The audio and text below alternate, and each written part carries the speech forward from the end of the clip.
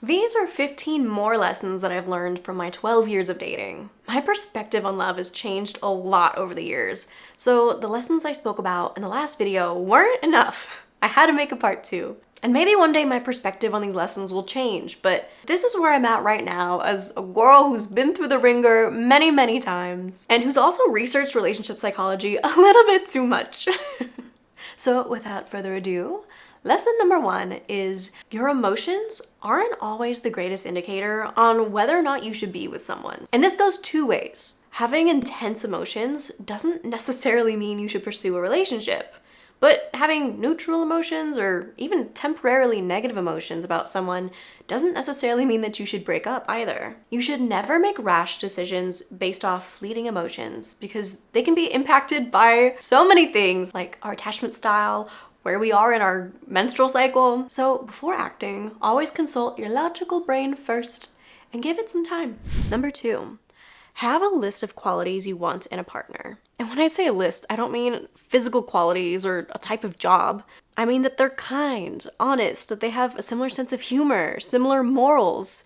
They introspect and go to therapy. They communicate about their emotions. And personally, I don't care how much money a guy makes, as long as he's not struggling to pay the bills. But what I do care about is if he's smart with the money he has. Does he have a budget spreadsheet? Does he save every month? Does he invest?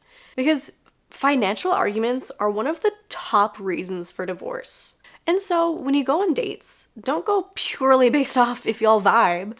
Does he meet the practical qualities that will make you guys compatible? Number 3, don't be strict about your list. Yes, I think you should have a list, but I also learned that you shouldn't be overly strict about your list.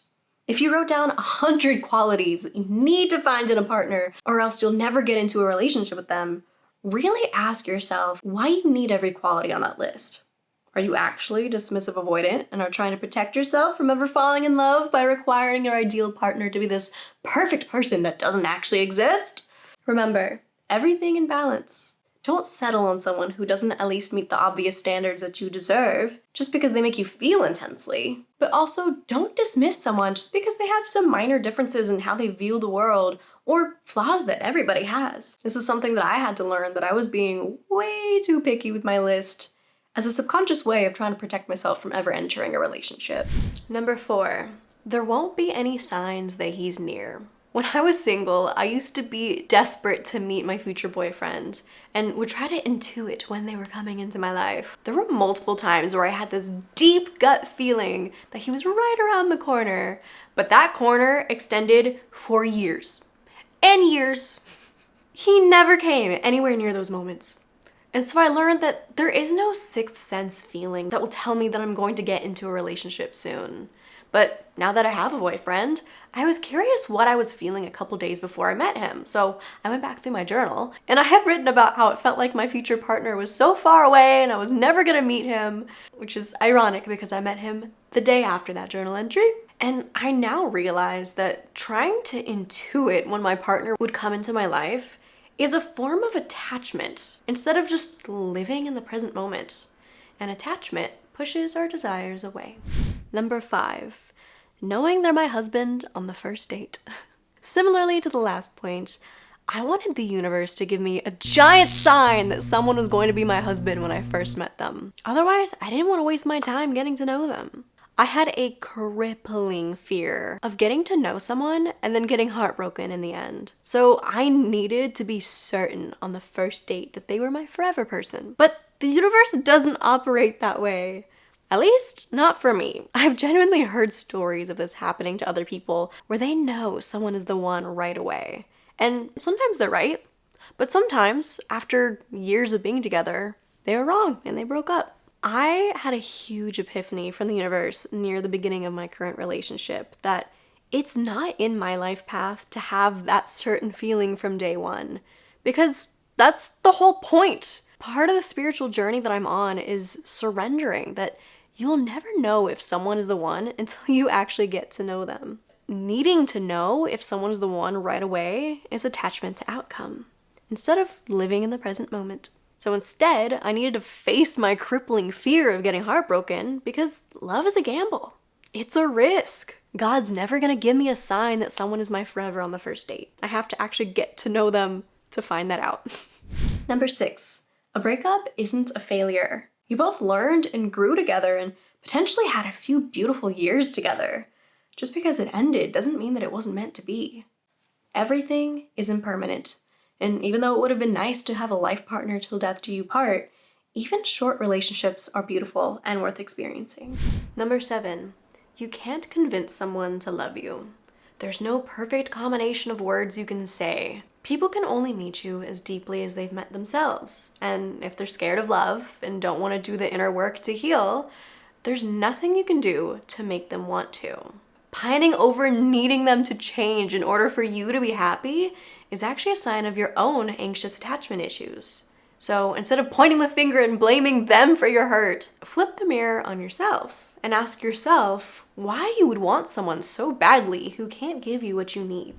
Number 8, have a weekly social hobby where you meet people in real life to help you detach from feeling desperate. It helps relieve the pressure of searching on dating apps and instead keeps an avenue open where you can meet people and make friends. And that way, you can see if you vibe in person instead of wasting your time going on coffee dates with a stranger from an app that you end up not clicking with at all. Now, you don't have to worry about when you're gonna meet your future partner because you know you're constantly meeting new people and have an avenue open. So you can just relax, knowing that it's inevitable you'll meet someone eventually because that door is now open. It's also important when you show up every week that you aren't just there looking for meat. Chill, enjoy your hobby and the friends that you're making, and one day if you meet someone special while there, even better. Which leads us into number 9. Everyone is a mirror. The people we date mirror the subconscious beliefs we hold to give us a chance to heal them. So if you keep repeating the same pattern, it starts with you. If you want the mirror to change, you have to change yourself. Number 10. I thought if I got a boyfriend, then I would suddenly be worthy. Because clearly, if someone loves me and chooses me, then that's proof that I'm lovable. So if I'm single and unchosen, that has to mean that I'm unlovable, right? I also wanted to show off to the world or on social media that I was in a relationship because a part of me thought that it would make others see me in a more positive light, that I'm worthy of being chosen. And I felt like mentioning I was single was a sad, negative thing. It's crazy that I used to feel this way because I cannot relate in the slightest anymore. I spent many years single and eventually learned that the transient state of being single doesn't have any impact on my worth. I love and choose myself, and that's more than enough. I don't need outside validation to make me feel worthy. And I wasn't single because I was unlovable. I was just single because I was single. That was the phase of life I was in. And once I increased my own self-love, I was then patient about finding love because I knew in divine timing I would meet my boyfriend. And I did. But the period of time until I met him had nothing to do with my worth or not deserving a boyfriend. It's okay to be single. And it's okay to have to grow on your own for a chapter of life. Number 11. Not everyone is anxiously attached. I thought everyone yearned for love. And if they met someone who's cool and is showering them with attention, of course they're gonna jump into a relationship and fall in love within a month. Because that's how my first 2 relationships went.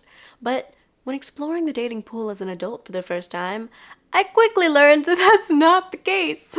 Now that I know about attachment theory, I know that's a result of me being anxiously attached, but I had to learn the hard way that if someone is dismissive avoidant, showering them with love will only push them away. It took me a long time to wrap my head around the concept because for the longest time, I didn't operate that way. But as the years went on and I accumulated more heartbreaks, I actually became more avoidant myself. And so anytime anyone came on too strong to me, it gave me the ick and it made me want to run away. I look back at my naive self and I can't relate at all. But at one time, I thought literally everyone was desperate for love. Number 12, regulating your own emotions. I used to be very dependent on my ex to manage my emotional state, which was a pretty unhealthy dynamic. And then when it was time to leave the relationship, I was so scared to break up with him because I couldn't imagine facing such intense emotions without his support. But a friend taught me how important it is to learn how to self-soothe and create emotional resilience from within. Of course, everything in balance, there's nothing wrong with going to loved ones for support, but it's unhealthy if you depend on them for every emotion all of the time. And you can't even face the thought of dealing with your emotions alone. And the only way to learn to do that is to be alone. But it's so empowering to be able to regulate your own emotions. It gives you a sense of confidence and trust in yourself and leads to forming securely attached relationships instead of anxiously attached ones. Number 13, overcoming limerence. It's so important to learn how to bring the focus back to yourself when you're obsessing over someone. I'm unlucky in that ever since elementary school, every crush I've ever had, I've experienced as limerence, which, if you don't know, is a deep, unhealthy obsession where you can't eat, you can't sleep, you definitely can't focus on work or school because you nonstop think about your crush every day, every minute of every day, and cannot stop. It would literally make me feel sick. I hated having a crush on anyone because it felt like a curse. It was literal torture. Luckily, I was wise from a young age and I knew that this wasn't love, that it was just a crush, but I wasn't wise enough to know how to control it.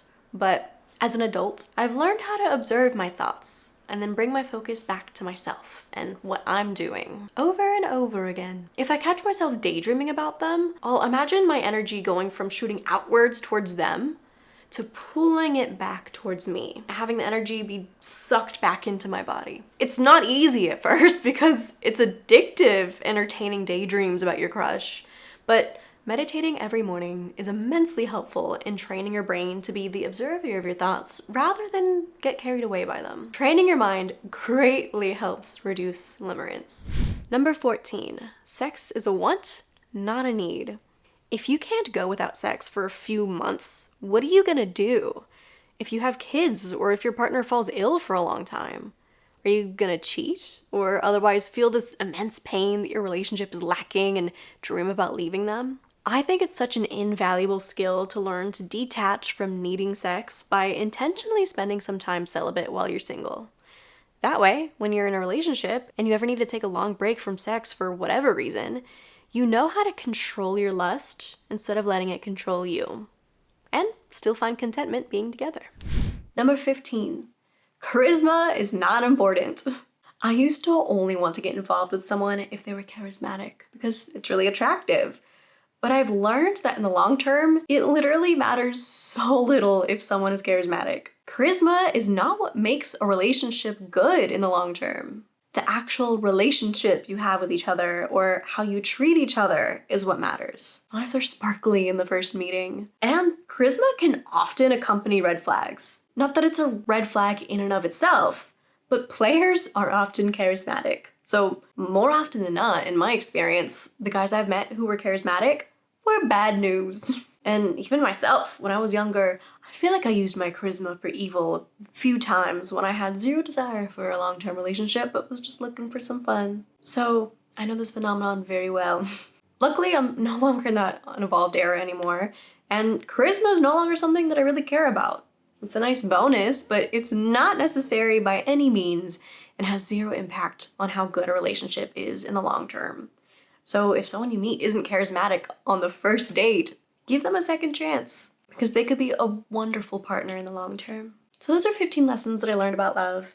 If any of the points resonated with you, can you give the video a like to help out the algorithm? Or if you disagreed with any of these points, I'd love to hear your perspective in the comments. And if you want to learn more about relationship psychology, I made a whole video about how to break the cycle of dating the same kind of person over and over again. So if you have a pattern you want to get out of, you can watch that video right over here. But until next time, I'm sending you so much love. Bye!